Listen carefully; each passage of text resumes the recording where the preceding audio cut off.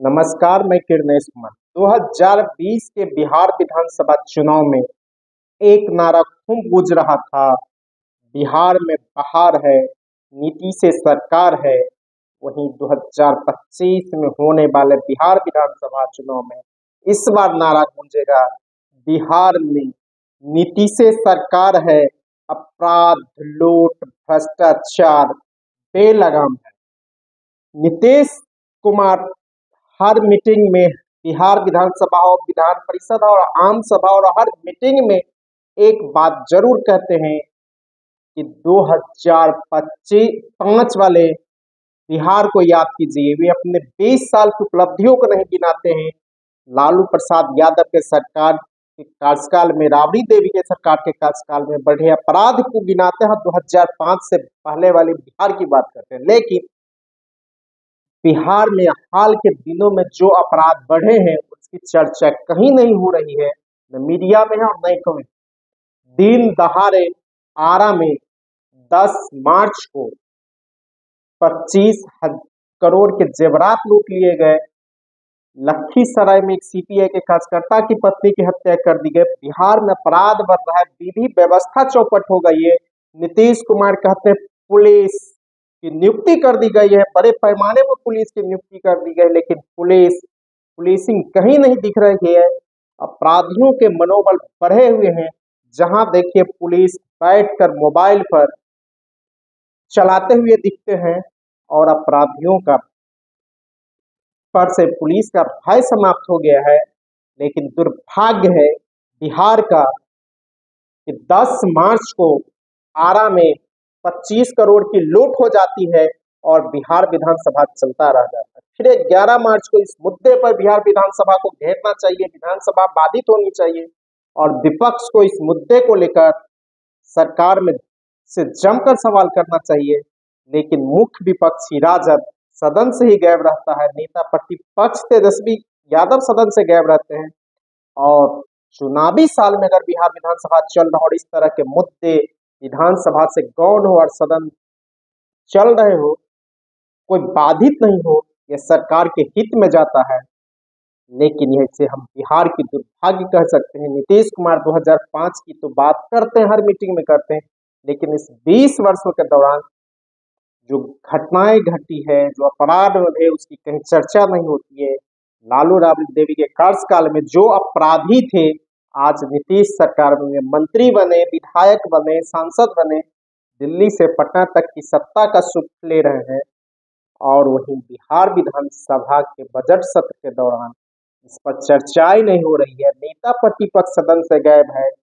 पिछले साल मानसून सत्र के दौरान एक भी दिन तेजस्वी प्रसाद सदन में नहीं आए। इस बार जब बजट सत्र चल रहा है, आज बजट सत्र की 8वें दिन की बैठक है और सदन की कार्रवाई चल रही है आसानी से, जबकि एक दिन पहले बिहार में 25 करोड़ रुपए के जेवरात की लूट हो गई है। राज्य में अपराध बढ़ रहा है। तेजस्वी बुलेटिन तो जारी करता है, लेकिन जो बातें सदन में होनी चाहिए वहां तेजस्वी नहीं बातें को उठा पाता है और उसके लोग भी सदन से गायब रहते हैं। सरकार डरी हुई है, रोज व्हिप जारी करके अपने विधायकों को, लेकिन विपक्ष की मुख्य पार्टी राजद ही मौन है और कोई सवाल नहीं उठाती है। सदन आसानी से चल रहा है और सदन में विधि व्यवस्था के सवाल पर नहीं बात हो रही है। दोनों सदन चल रहा है। इससे साफ लग रहा है कि चुनावी साल में तेजस्वी को लग रहा है कि चाचा फिर मेरे साथ आ जाएंगे। उसको यही दिख रहा है और यही कारण है कि विधानसभा में सवाल जिस तरह से उठने चाहिए, राज्य में बढ़ते अपराध पर, लूट पर, अपहरण पर, हत्या पर, भ्रष्टाचार पर, यह सवाल विपक्ष के द्वारा में उठाया जा रहा है और सदन से ही नेता प्रतिपक्ष गायब रहते हैं। जब नेता प्रतिपक्ष गायब रहते हैं तो उसके विधायक भी गायब रहते हैं और इससे सरकार को मदद मिल जाती है, सरकार को सहूलियत मिल जाती है।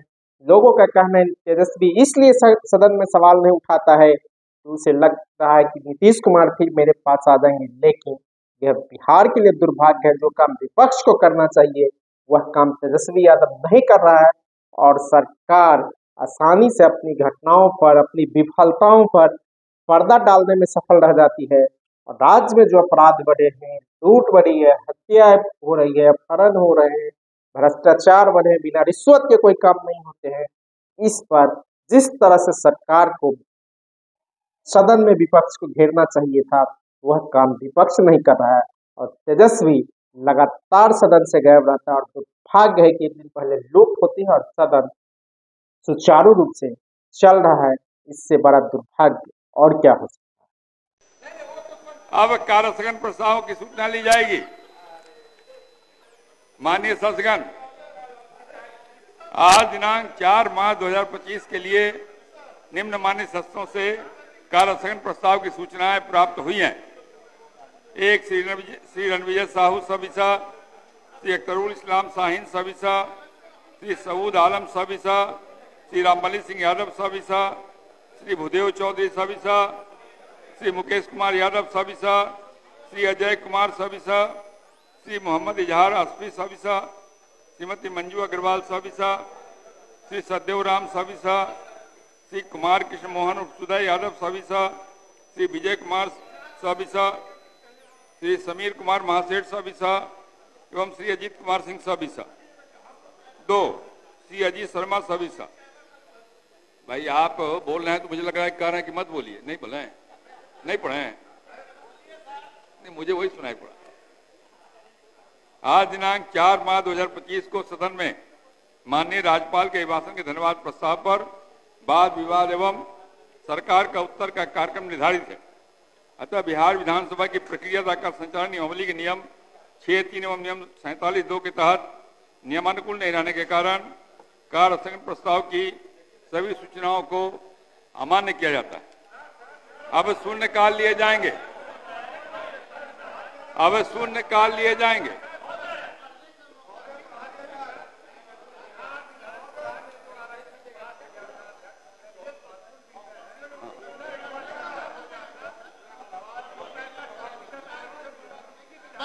संरक्षण चाहिए सर। अब ऐसे समय बढ़ जाइए, अब बढ़ जाइए, अब बढ़ जाइए, अब बढ़ जाइए।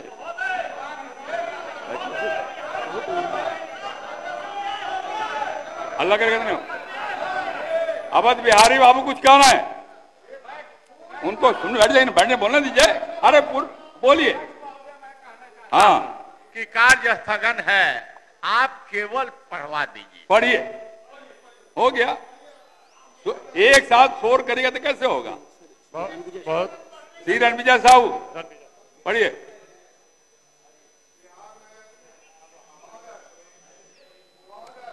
बोलिए। अरे आप महोदय, अरे आपकी आवाज आ रही है महोदय। बिहार में महागठबंधन की सरकार द्वारा जातीय आधारित जनगणना का कार्य कराया गया था। जातीय आधारित जनगणना की रिपोर्ट के आलोक में विभिन्न जातियों की जनसंख्या एवं उसकी सामाजिक तथा आर्थिक स्थिति के आधार पर वर्ष 2023 में विधेयक पारित कर आरक्षण की सीमा 65% किया गया था। उसमें आर्थिक रूप से कमजोर सवर्णों को दिए गए 10% आरक्षण के फलस्वरूप बिहार में सरकारी नौकरी एवं संस्थानों में नामांकन के लिए 75% आरक्षण का प्रावधान किया गया था। महागठबंधन की सरकार के इस ऐतिहासिक निर्णय का लाभ समाज के पिछड़े, अति पिछड़े, दलित एवं दबे कुचे कमजोर वर्गों के साथ साथ आर्थिक रूप से कमजोर सवर्णों को मिल रहा था।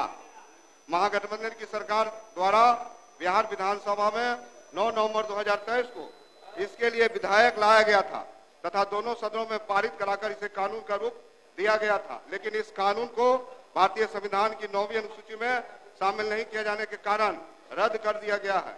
जबकि तमिलनाडु में 69% आरक्षण पिछले 35 सालों से लोगों को मिल रहा है। तमिलनाडु की सरकार द्वारा विधानसभा से पारित प्रस्ताव के आलोक में तत्कालीन प्रधानमंत्री जी श्री बीपी सिंह नरसिम्हा राव के नेतृत्व में कांग्रेस की सरकार ने इसे संविधान की 9वीं अनुसूची में डाल दिया था, जिसके कारण वहां आज भी बढ़ा हुआ आरक्षण का लाभ लोगों को मिल रहा है। बिहार में पुनः आरक्षण विधेयक पारित कराकर कम से कुल 68% आरक्षण का प्रावधान कर संविधान की 9वीं सूची में शामिल किया जाए, राजहित में आवश्यक है।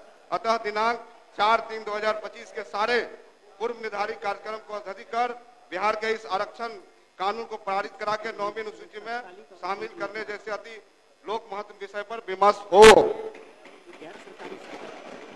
श्री अजीत शर्मा, श्री अजीत शर्मा।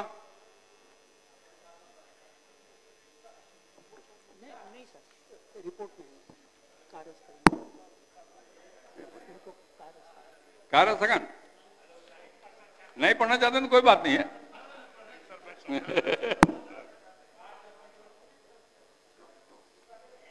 अध्यक्ष महोदय, मैंने लिखा था कि आज के लिए सूचीबद्ध सभी कार्यों को स्थगित कर राज्य के ध्वस्त हो चुकी विधि व्यवस्था की स्थिति पर चर्चा हो। उल्लेखनीय है कि राज्य में प्रत्येक दिन दर्जनों हत्या, लूट, बलात्कार, छिनतई, डकैती आदि घटनाएं घट रही हैं। पुलिस प्रशासन शराब और बालू से वसूली में व्यस्त है। इस तरह की प्रशासनिक शिथिलता के कारण घट रही घटनाओं की वजह से बिहार के लोगों के मन में भय समा गया है और वे अपने को घरों में असुरक्षित महसूस कर रहे हैं। राज्य का अमन चैन समाप्त हो गया है। इसलिए आपसे आग्रह है कि सूचीबद्ध सभी कार्य स्थगित कर राज्य के ध्वस्त हो चुकी विधि व्यवस्था की स्थिति पर चर्चा कराई जाए। किसी को भी कर दीजिएगा, किसी को भी ठीक है, किसी भी कर दीजिएगा। अभी अस्थायी चलना नहीं रहता, 6 महीने साल होता बदल के कहीं बता दिया चल रहा। आपको परमानेंटली नंबर रखना चाहिए थाना का। अब वो हम लोग को जो नंबर दिए हम लोग वही रखते, हमको बोल रहे हैं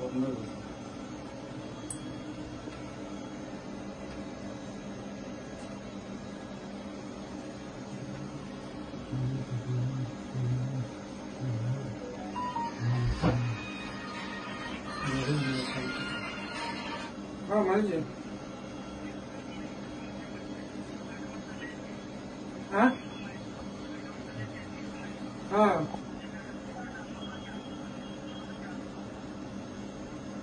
पूरा जाम है।